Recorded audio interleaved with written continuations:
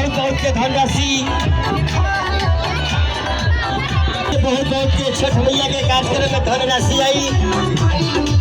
धूरी निवासी तबला वादक जयराम भैया मात्र यह 2 घंटे।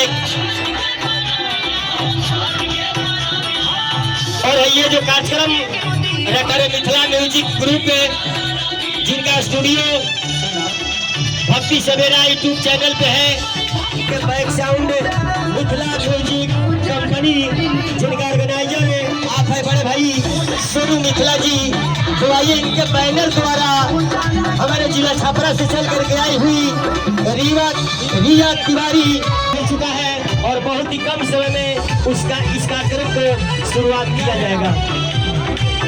और आई बबुआ कृष्ण कुमार की तरफ से बहुत बहुत के धन्यवाद। अरविंद कुमार उर्फ कतला बाबू,